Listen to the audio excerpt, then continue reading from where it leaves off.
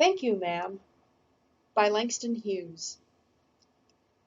She was a large woman with a large purse that had everything in it but hammer and nails.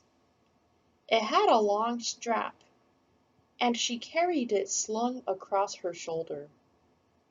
It was about 11 o'clock at night, and she was walking alone, when a boy ran up behind her and tried to snatch her purse. The strap broke with the single tug the boy gave it from behind. But the boy's weight, and the weight of the purse combined, caused him to lose his balance. Instead of taking off full blast as he had hoped, the boy fell on his back on the sidewalk, and his legs flew up. The large woman simply turned around and kicked The large woman simply turned around and kicked him right square in his blue-jeaned sitter. Then she reached down, picked the boy up by his shirt front, and shook him until his teeth rattled. After that, the woman said, "Pick up my pocketbook, boy, and give it here." She still held him, but she bent down enough to permit him to stoop and pick up her purse. Then she said, "Now ain't you ashamed of yourself?"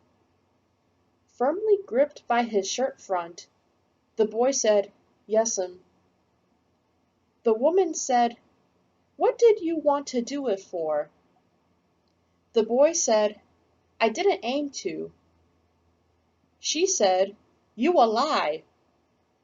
By that time, 2 or 3 people passed, stopped, turned to look, and some stood watching. "If I turn you loose, will you run?" asked the woman.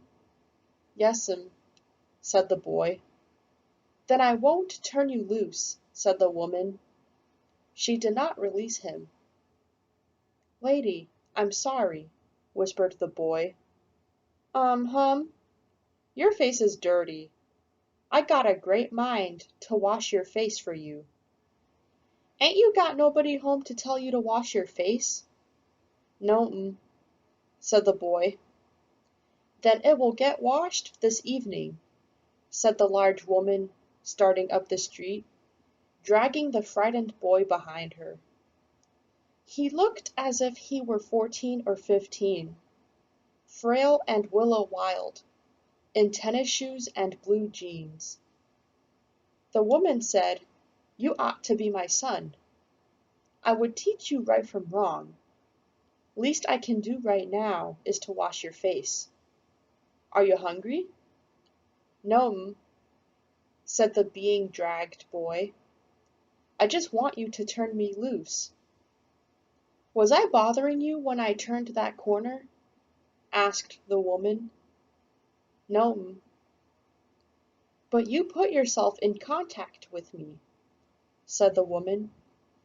"If you think that that contact is not going to last a while, you got another thought coming. When I get through with you, sir, you are going to remember Mrs. Luella Bates Washington Jones." Sweat popped out on the boy's face, and he began to struggle. Mrs. Jones stopped, jerked him around in front of her, put a half Nelson about his neck, and continued to drag him up the street. When she got to her door, she dragged the boy inside, down a hall, and into a large kitchenette-furnished room at the rear of the house. She switched on the light and left the door open. The boy could hear other roomers laughing and talking in the large house. Some of their doors were open too, so he knew he and the woman were not alone.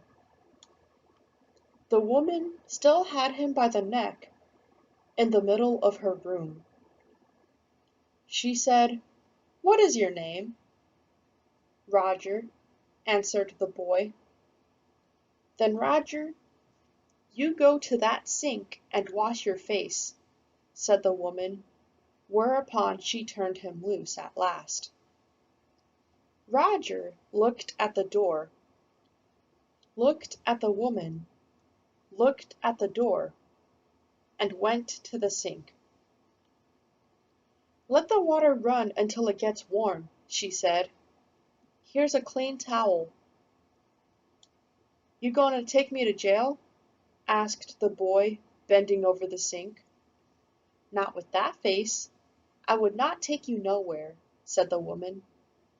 "Here I am trying to get home to cook me a bite to eat, and you snatch my pocketbook. Maybe you ain't been to your supper either, late as it be. Have you?" "There's nobody home at my house," said the boy. "Then we'll eat," said the woman. "I believe you're hungry, or been hungry, to try to snatch my pocketbook." "I wanted a pair of blue suede shoes," said the boy. "Well, you didn't have to snatch my pocketbook to get some suede shoes," said Mrs. Luella Bates Washington Jones. "You could have asked me." "Ma'am?"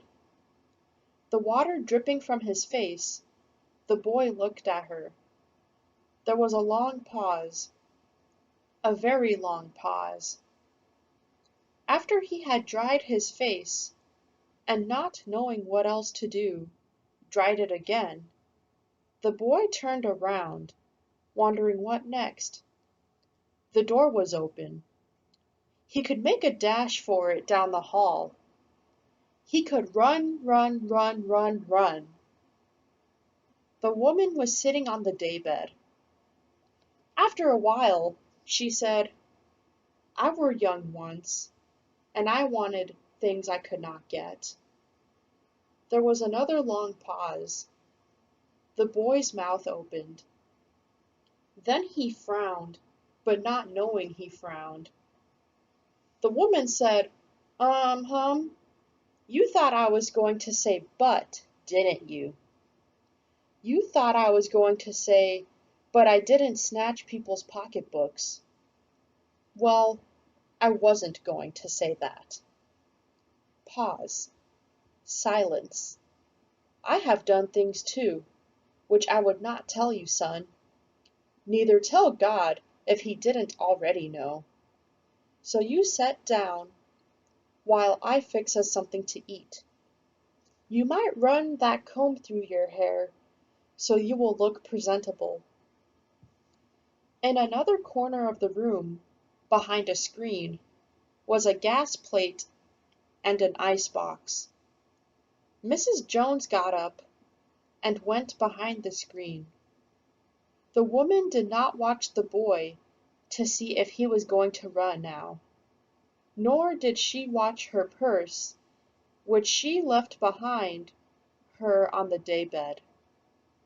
But the boy took care to sit on the far side of the room, where he thought she could easily see him out of the corner of her eye, if she wanted to. He did not trust the woman not to trust him, and he did not want to be mistrusted now. "Do you need somebody to go to the store?" asked the boy. "Maybe to get some milk or something?" "Don't believe I do," said the woman, "unless you just want sweet milk yourself. I was going to make cocoa out of this canned milk I got here." "That will be fine," said the boy. She heated some lima beans and ham she had in the ice box, made the cocoa, and set the table.